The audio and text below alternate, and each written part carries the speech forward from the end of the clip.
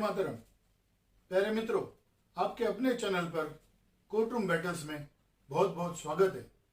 मेरा नाम डॉक्टर तुषार मंडलेकर है और मैं बॉम्बे हाई कोर्ट में पिछले 14 साल से वकालत करता हूं। मैंने ये चैनल सामान्य नागरिक को आसान और सरल शब्दों में कानून और नियमों का जानकारी देने के लिए बनाया है। अगर आप कानून के विद्यार्थी हो या अगर आप कानून में विश्वास रखते हो और कानून की जानकारी लेना चाहते हो तो कृपया मेरा चैनल सब्सक्राइब करें। Court room battles.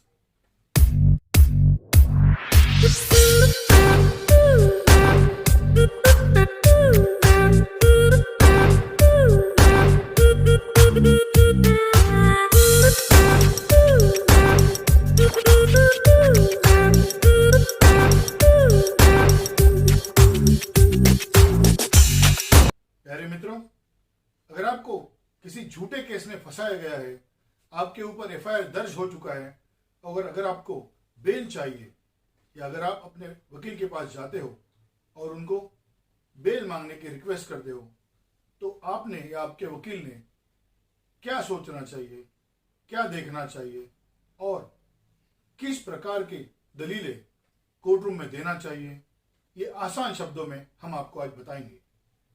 प्यारे मित्रों, बेल लेने के 5 आसान तरीके या 5 आसान दलीलें इस वीडियो में हम आपको बताएंगे। प्यारे मित्रों, हिंदुस्तान में कई बार देखा गया है कि एक सामान्य नागरिक पर झूठा केस दर्ज हो जाता है या तो फिर उनके ऊपर क्रिमिनल कंप्लेंट दर्ज कर दी जाती है और उनको झूठी तरीके से फंसाया जाता है। अगर आप आरोपी हो या फिर अगर आप आरोपी के वकील हो तो सबसे पहला काम आपने ये करना चाहिए कि फर्स्ट इंफॉर्मेशन रिपोर्ट को पुलिस स्टेशन से प्राप्त करना चाहिए और उसको कम से कम 15 बार पढ़ना चाहिए। ये हम आपको क्यों बता रहे हैं कि कई बार ऐसे देखा गया है कि जिस धारा में आपके ऊपर क्राइम रजिस्टर कर दिया गया है या आपको ऑफेंस किया है, ऐसा आरोप लगाया है, हो सकता है कि उस धारा का ऑफेंस आपने कभी भी कमिट नहीं किया है।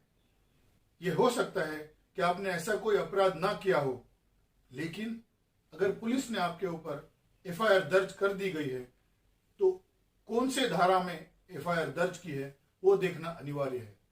जैसे ही आप एफआईआर को 10 बार पढ़ेंगे तो आपको पता चल जाएगा कि किस प्रकार से एलिगेशंस या आरोप आपके ऊपर की गए हैं।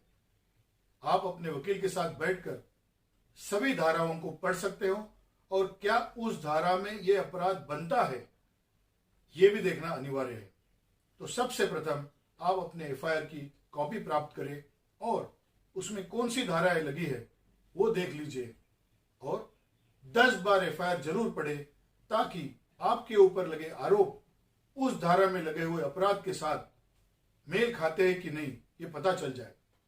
प्यारे मित्रों, कई बार एफआईआर पढ़ने के बाद ये पता चल जाता है कि आपके ऊपर जो आरोप लगे हैं वो उस धारा में लगे हुए अपराध से मेल नहीं खाते। दूसरी महत्वपूर्ण बात हम आपको यह बताएंगे कि जब आप कोर्ट रूम में बेल लेने के लिए या जमानत लेने के लिए आर्गुमेंट करेंगे तो आपको माननीय न्यायाधीश साहब को यह बताना जरूरी है कि इस धारा में यह अपराध बनता ही नहीं है।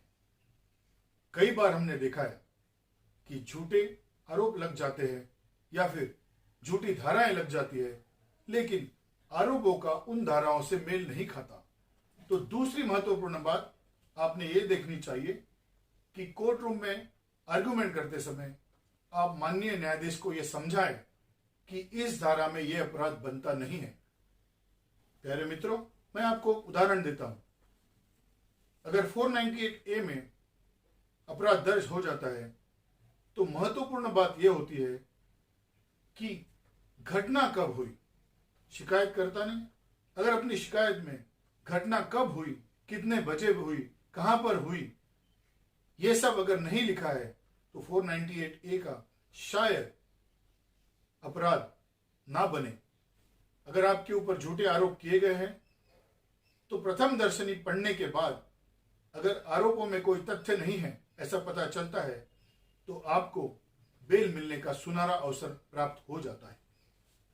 तीसरी महत्वपूर्ण बात मैं आपको यह बताना चाहता हूं कि जब कभी भी आप बेल के लिए आर्गुमेंट करें तो माननीय न्यायाधीश को यह बताइए कि आप इन्वेस्टिगेटिंग ऑफिसर के इन्वेस्टिगेटिंग पावर्स पर या फिर इन्वेस्टिगेशन पर कोई उंगली नहीं उठा रहे। प्यारे मित्रों, हर अपराधी को अपने खिलाफ जो शिकायत की गई है उसमें जांच में सहकार्य करना होता है। प्यारे मित्रों, माननीय न्यायाधीश हमेशा ये चाहेंगे कि जो आरोप हो गए हैं उन आरोपों की जांच हो, तो आपको हमेशा यह आर्गुमेंट करना पड़ेगा कि मैं जांच में पूरा सहकार्य कर रहा हूं या करने वाला हूं। प्यारे मित्रों, तीसरी महत्वपूर्ण बात आपको माननीय न्यायाधीश को बतानी पड़ेगी कि मैं हमेशा खुद को जांच में सहकार्य करूंगा और पुलिस स्टेशन में हमेशा उपस्थित रहूंगा, या फिर ऐसे कोई भी कंडीशन अगर माननीय न्यायाधीश मुझ पर लगाते हैं तो मैं उस कंडीशन का पालन करूंगा। प्यारे मित्रों, तीसरी महत्वपूर्ण बात यह हमेशा ध्यान में रखिए कि जब भी आप जमानत मांगते हो तब माननीय न्यायाधीश साहब को यह विश्वास दिलाना जरूरी है कि आप जांच में पूरा सहकार्य करेंगे। चौथी महत्वपूर्ण बात कि आरोपी कभी भी जांच से भागेगा नहीं, जिसको बोला जाता है फ्लाइट रिस्क। अगर आरोपी भाग सकता है या भागने वाला है तो माननीय न्यायाधीश उनको कभी भी जमानत नहीं देंगे।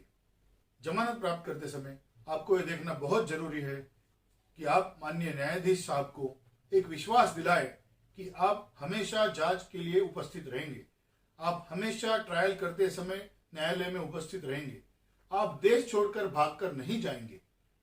जब यह विश्वास प्राप्त हो जाता है तो हो सकता है आपको जमानत मिल जाए।